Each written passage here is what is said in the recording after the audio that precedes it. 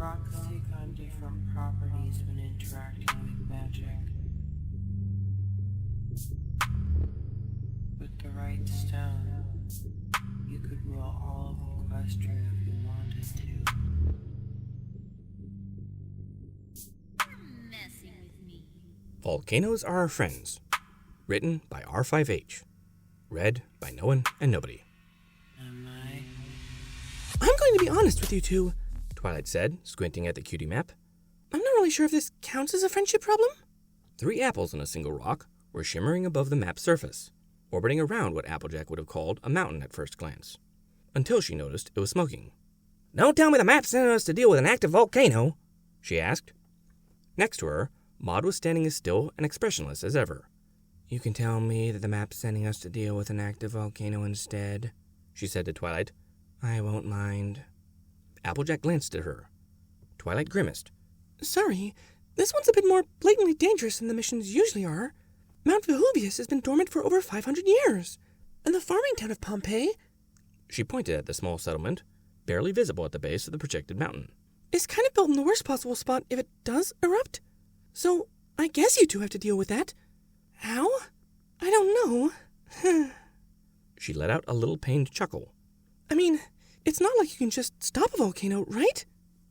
Maud raised her hoof. Yes, Maud? I can stop a volcano, Maud said, if I have to. Twilight and Applejack didn't react to that for a few seconds. I'd rather not, though, Maud said. Volcanoes are our friends. Maud was a strange one to Applejack. That was not unique to Applejack, of course.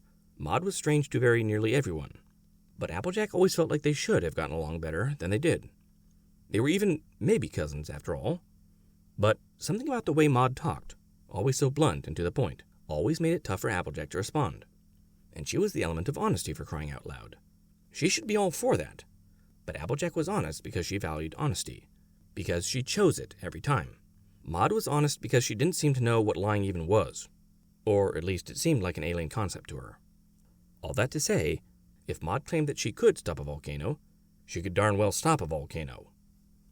Well, I'm glad to have you on the trip then, Applejack replied, reaching out and patting Maud on the back. Just because she wasn't sure how to get along with Maud didn't mean she wasn't going to make the effort. Those farming folks at Pommepei are going to be mighty relieved when you show up and solve the problem for him. But volcanoes are our friends, Maud repeated. Sure they are. The train lines from Ponyville did reach pretty close to Mount Vehuvius, although it was a day-long journey, and Applejack and Maud had to change trains a couple of times on the way. It left Applejack pretty drowsy, though she tried to get as much sleep on the trains as she could. Maud, meanwhile, had slept like a rock. Once they arrived near the volcano, it was still an hour's walk uphill to get to Pommepei itself. The land around them was strange to Applejack. It reminded her of the Pies rock farm, where the soil tended more towards black and gray than her familiar Ponyville brown loam. The main plants you could see were dismal brown scrub. Maud blended right in.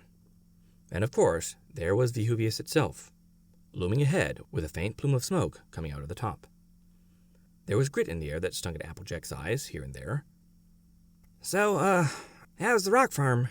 She asked. Okay. Good. That's good to hear. Applejack licked her lips. The air was dry here. Folks doing all right? Yes. Fantastic. It wasn't easy to have a conversation with someone whose responses were all one word.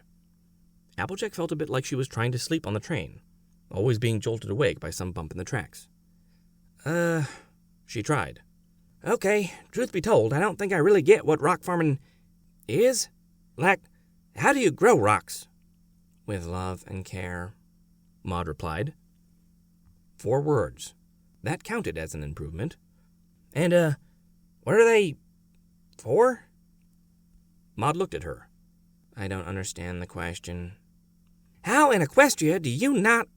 Applejack took a moment to imagine someone asking her what an apple was for, and sighed. What does your family usually do with the rocks you grow? Maud shrugged. Now that was an achievement. It depends. Construction companies want them sometimes, not always. Current architectural styles tend more towards wood and steel. Demand is lower than it once was. We do supply some materials for concrete. which I think is an abomination. Her mouth curled downwards just a bit. But I was outvoted. Applejack frowned. Sorry if I'm reading too much into what you're saying, but sounds like tough times on the farm? Could be worse. We have a subsidy from Celestia because there aren't many rock farmers. Her decree says she believes rock farmers have something unique to offer Equestria, which is a nice sentiment. Maud paused. That's a rock joke. Yeah, I got it. Applejack rolled her eyes. She'd sure like to get a royal subsidy. Although, come to think of it, Ponyville was her family's royal subsidy, so she couldn't really complain after all. Half an hour into the walk, the scrub was replaced by fields, and suddenly Applejack felt much more at home. There were rows upon rows of low, leafy bushes, green as their own apple trees, as far as the eye could see. Applejack couldn't see what was growing on them, though. Must have been a root vegetable. Maud didn't blend in as well anymore. They got to the town another half hour later, an island in a sea of fields. Pommepei made Ponyville look like a metropolis, with maybe a dozen buildings in the central area, give or take. It took another 5 minutes for them to find the mayor's office and explain why they'd come. Well, if that isn't wonderful news, said Mayor Crisp, wiping his eyes. He wore a bandana over his mouth, and Applejack wasn't sure if his mane was gray on its own or if it was filled with specks of ash. I sent a letter to Canterlot just the other day, asking for royal aid, but I thought they wouldn't make it in time. The volcano is moving faster than we expected. Could erupt any day now. He pointed to the wall, which had what looked to be a map of the town and the surrounding farms. We've been digging big trenches here and here. He dragged his hoof across the map in 2 sweeping curves, north of the town. They should keep the main town safe, at least, so no loss of pony life. But the fields are just too broad. We can't possibly deliver the lava away from all of them. We'll lose all of our potatoes. So that's what they were. Applejack smiled. Well, don't you fret, Mayor Crisp. We've got just the solution for that. She nudged Maud with her elbow. My good friend Maud Pie here is going to stop that volcano for you. No, I'm not, Maud said. Applejack blinked at her. So did the mayor. But, Applejack said, trying not to stammer, you said you could do it back at the castle, didn't you? I can. I never agreed that I would. Applejack let out a little groan. Maud, I get that you're a big fan of geology, but ponies are going to lose their whole livelihoods over this. Can't you just... She remembered who she was talking to, and rephrased. Won't you just stop it for them? But volcanoes are our friends, Maud said, once again. Mayor Crisp snorted. Volcanoes are our friends indeed. You sound just like a rock farmer. Maud looked at him. That makes sense. I am a rock farmer. Oh, great. Perfect. The mayor growled, then rubbed his forehead. Just what we need. More of you. The words came out so dismissively that even Applejack felt offended. Look, I don't know what's up with your, friend, he said, returning his attention to Applejack. But I've heard you're quite the workhorse. If you're willing to help us dig more trenches, we might be able to save at least some of the fields. Where are the other rock farmers? Maud asked. He glanced at her. What? You said there were more rock farmers. Where are they? This again. He squeezed his eyes shut. Up the mountain at the edge of town, where that nincompoop can't do no harm. Now, as I was saying, Miss Applejack, could you please help us with... Thank you, Maud said, and walked out of the building. Applejack grimaced. I'd better go after her. She ran out of the building, and to her complete lack of surprise, saw Maud marching up towards the north edge of town. What the hell was that about? Applejack called out to her. I already told you. Maud didn't look back. It was barely possible to detect a note of frustration in her voice. I don't want to stop the volcano if I don't have to. Because volcanoes are our friends, yes. You did say that. Several times. Applejack hurried to catch up. Sorry, Maud, but it's kind of looking like you have to. I'm going to talk to the rock farmer first. Of course you are, Applejack sighed. Why are volcanoes our friends anyway? Maud did look back at her at this. Volcanic eruptions are beautiful. She said it in the same monotone as ever, the one that always made it tough for Applejack to appreciate the beauty of whatever she was talking about. Is that it? Applejack asked. No, they also greatly enrich the soil of the surrounding area. The potato yields from these farms would not be nearly so fruitful if not for the volcanic soil they grow in. Applejack saw a bit of tension in Maud's jaw as she continued. Every pony likes a dormant volcano. A dormant volcano is quiet. It's useful. And then it does the thing that every pony knows volcanoes are supposed to do. And suddenly it's a problem that needs to be dealt with. Applejack felt a bit like Maud had just gone on a blistering tirade, except it had all gone over her head. Or maybe under her hooves. She said. Well, I guess it's a little unfair to Vehuvius when you put it like that. But even still, what's wrong with you stopping it? Maybe just for a little while so they can try and save the crops? Maud closed her eyes for a few seconds. I can stop a volcano. I can't start it up again. Applejack frowned. So, if I stop it, Vehuvius will never erupt again. Her gait faltered for just a moment. I shouldn't call it stopping.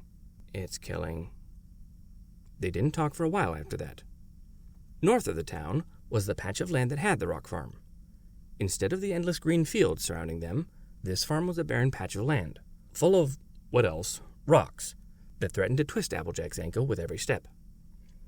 There was another pony in the field a little ways ahead.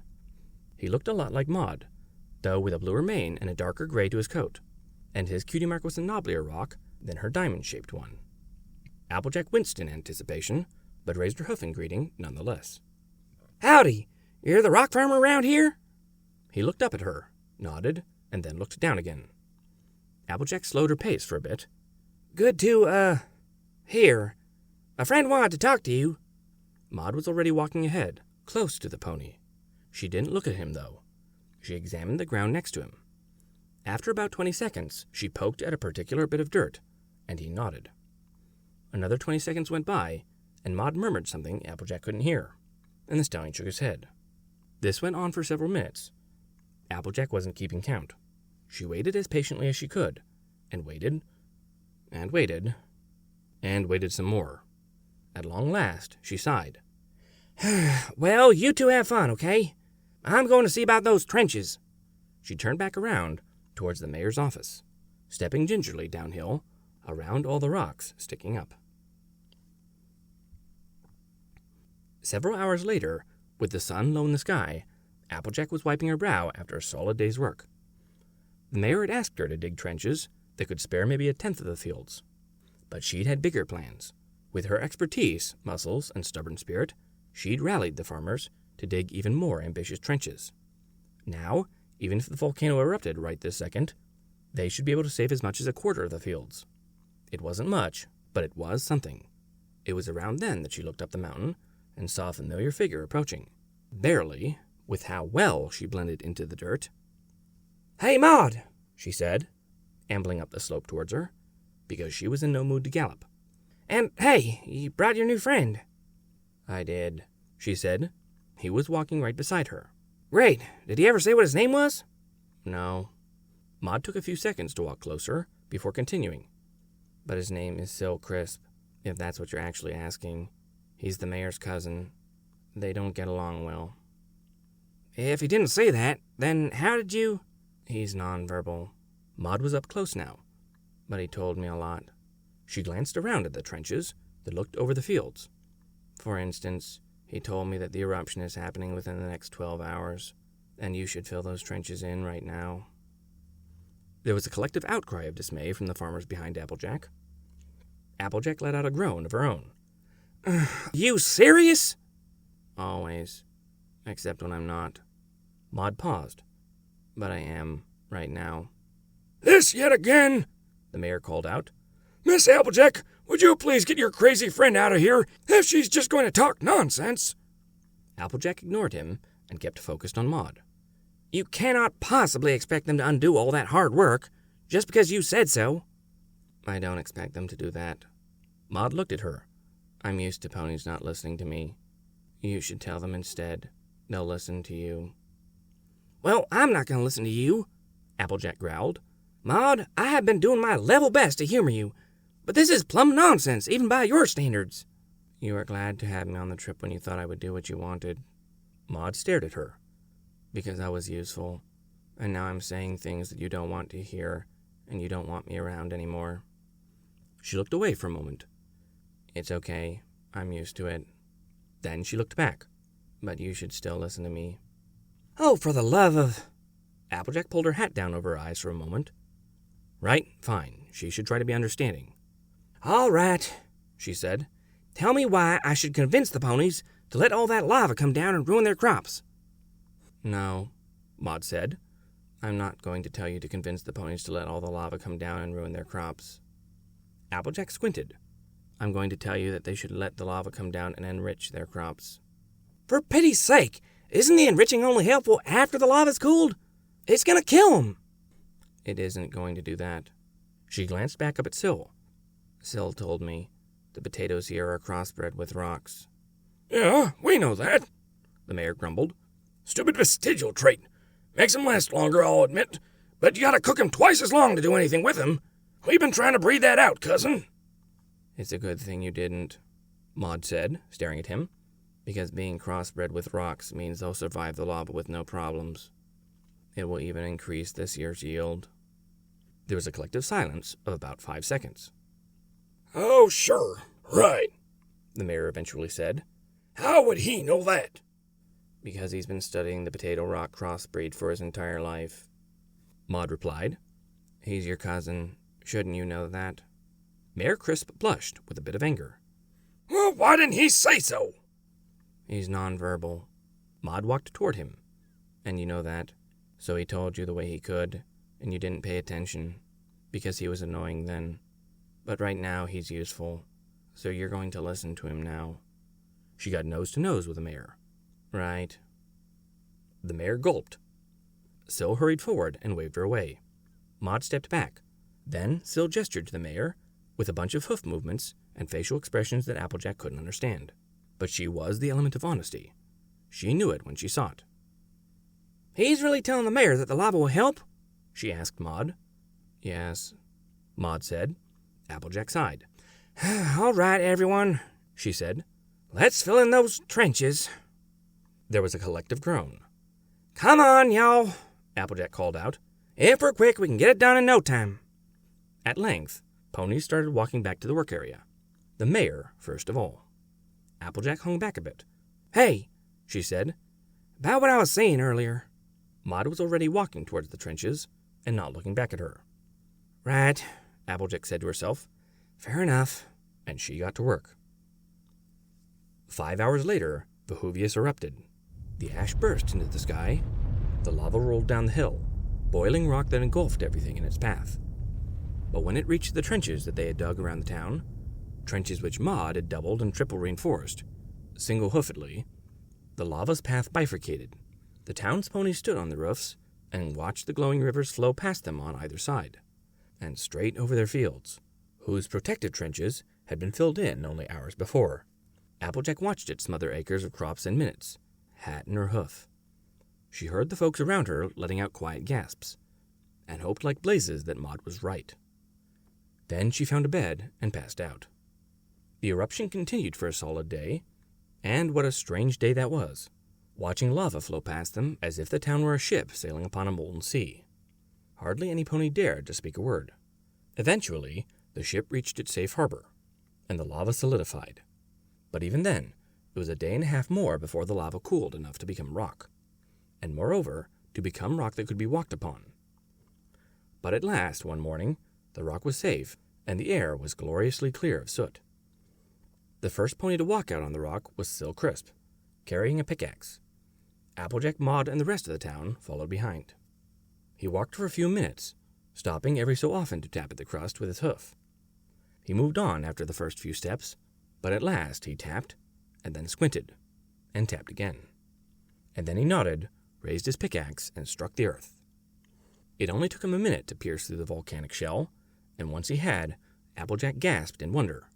The crops were still there, or at least the one crop he'd revealed, and it looked greener and healthier than ever. And when he dug up a potato to show everyone, that potato was big and beautiful enough to make Applejack's mouth water. The ponies got to work, spreading out over the buried fields. Mayor Crisp was first of all, bringing a pickaxe and 2 trowels in his saddlebags. He passed one trowel to Syl, and the two worked together in their own little region. Applejack had her own work farther away, so she wasn't close enough to hear what the mayor was saying. And Syl, of course, said nothing. But it was clear that they were talking something out. Eventually, Syl looked at his cousin, smiled, and raised one foreleg for a hug. Mayor Crisp raised both forelegs and practically dove into the embrace. At that moment, Applejack's cutie mark started pulsing with light. "This means we succeeded, right?" Maud asked, standing a little ways away. Her frock made it hard to see, but Applejack spied a little glimmer down near her haunches, too. "Looks like," Applejack laughed. "Huh, guess it was a friendship problem after all. What do you know?" Maud nodded and got back to work. She wasn't using tools like every pony else, instead punching the rock in key places until it fractured into big squares that could be lifted away. It reminded Applejack of cutting up fresh baked brownies, with that smooth rippling texture broken up here and there by flakes where the crust had broken. It didn't seem any more difficult to Maud than slicing up brownies would have been either. "Syl told me that the soil was nearly depleted around here," she said. "They only had a couple years left until crops wouldn't grow well anymore. Maybe at all. Vehuvius saved them in the long term." Applejack raised her eyebrows. "So it was helpful after all?" "Yes, it was very useful." Maud didn't look up as she spoke. Applejack took a few swings of her pickaxe to break up a stubborn bit of rock, then levered it up with one end. She paused, catching her breath for a moment. "Hey," she said, walking a little closer to Maud. "About what I said earlier, giving you a hard time and all, I want to say I'm really sorry. I was wrong, and you really knew what you were talking about. I shouldn't have doubted you." "Yes," Maud repeated. "I was also very useful to every pony." Applejack frowned. "Oh, come on, Maud. I'm not apologizing to you just because you were useful or whatever." "But if I had been wrong and therefore useless, you wouldn't be apologizing." Maud punched another lump of rock. QED. Now Applejack outright winced. "No, I mean, kinda. But even so, I shouldn't have—" Her jaw muscles tightened a bit, and she couldn't find the words. "Oh, you know what I mean, right?" she finished, sounding lame, even to herself. "I know what you say. I guess what you mean." Maud bent a little closer to the ground as she worked. "Ponies usually don't say what they mean. I have to guess. I say what I mean every time, and that makes me the strange one." Applejack let go of her pickaxe and let it fall to the ground. "For what it's worth, I accept your apology." Maud stopped working for a bit and looked up at her, making eye contact. "You're a good pony. You're more understanding than most, more forthright, and I know you're trying, and I appreciate it." She closed her eyes for a moment, let out a little breath through her nose, and then got back to breaking the rock. "In some ways, that makes it worse." "Worse?" Applejack's eyes widened. "How could that be worse?" "Because these are the optimal conditions possible.